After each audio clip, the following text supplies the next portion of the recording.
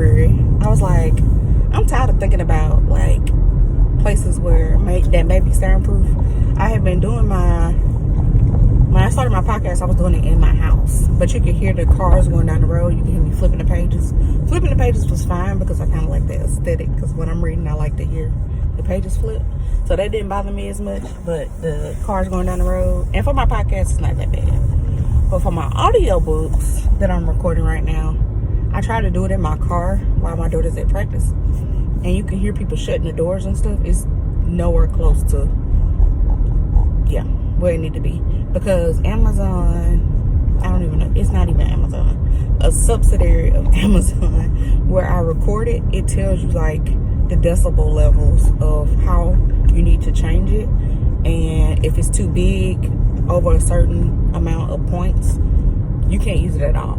Like, because it's the whole audio recording has to be within that decibel level. So if you record something here and then you got one noise that shoots up here like that, and then I like to do longer versions, like not as many edits. Like, I'm not doing each individual poem and then trying to upload it. I'm doing like the first half of the book, the second half of the book, unless I mess up a word, and then I'll stop and redo that part. But other than that, I'm not trying to do all that.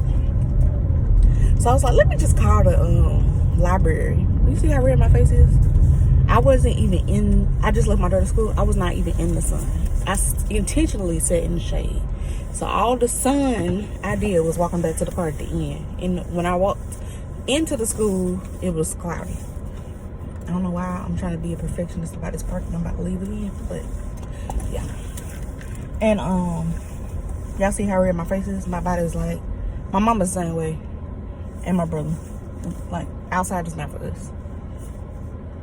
And my daughter already, all this right here broke out in her nose because she's been blowing her nose so much, and it's just dry and cracked. Like, it's like she got wrinkles right here like this. Anyway, I was like, I was tired of it. I was like, let me just call the library, because I've been trying to think of a solution other than being in my car. It was fine being in my car except for the car doors shutting, and which out of my control, and like I have to have the air all the way off, so I'm burning up hot. Maybe I should do it in the winter time, but I don't want to wait that long. While I have the energy, or it's on my mind nagging me, that means it needs to be happening right now.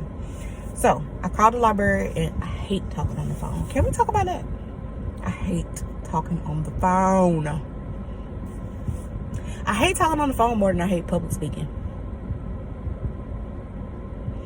If I go to that's one of the reasons I like my small business that I started. I wanted it for small businesses who weren't online. They were like old, like mom and pop shops that, you call and get any information you want, but actually putting them on the internet. So when people search like, oh, I need to find a car place, right, that it comes up instead of going by word of mouth, because word of mouth is not gonna work for too much longer, right? But I was like, I really hate talking on the phone. I need to know everything I need to know online. Like, even on my site, I put my prices on my site, because I hate when people say call for availability. I'm never going to call you, because I hate talking on the phone. So at one point when I was in therapy, my homework was to call one credit. I had to pay a bill, but I needed to call them to get a number in order to pay it online. My homework for the next 2 weeks was to make that phone call. One phone call. So, called the library, and I was like, do you have a soundproof room? Because at my library, at my old school, we used to have like study rooms. And I haven't even seen those at any of the libraries that I've been to in the city as of yet. And I was like, let me just call the one that's the biggest one and the most used, and open the latest and all the things, right? And I was like, let me call them and see if they got one. And so the person that answered the phone was like, yeah, we think we have one in young adult section. I was like, okay, cool. So he sends me the young adult section. I talked to them, and they was like, well, it's not soundproof, but it's pretty much soundproof. And I was like, well, it's a library, people try to be quiet anyway, so it should be fine. It's not like somebody driving their car in the building. And he was like, if you come in the mornings, it's probably pretty good. and quiet, because in the afternoons the school lets out and all the kids like swarm the library. So I'm gonna try to look at my schedule and pick maybe one day a week that I just go every week and do audiobooks. And then once I finish with all the audiobooks, or in between, I may start doing some of the podcast stuff, and that'll have me on a regular routine where I'm getting that done. So what day of the week that's gonna be, I don't know, but I'll figure it out. But he was like 9 to, I guess I can do like 9 to 12, something like that. And then I can just work the hours that I'm there at a different time. Like stay later every day of the week or something. I'll figure it out. But good solution. And he was very friendly. And I was like, I gave him my name, he gave me his name, and I was like, I will call you back. Alright. I gotta go in the house and get all my stuff because I gotta go somewhere to finish the rest of my day. This morning was like moving with moms, where you go hang out with your kid at school. They have like, I think they had dodgeball with dad or kickball with dad or something. So this was the mom portion, and they fed us. They had 2 speakers. It was really nice. We had like too much food. And then they gave us a little paper where we could write notes to our kids, which was really, really sweet. And she was upset because I wasn't checking her out.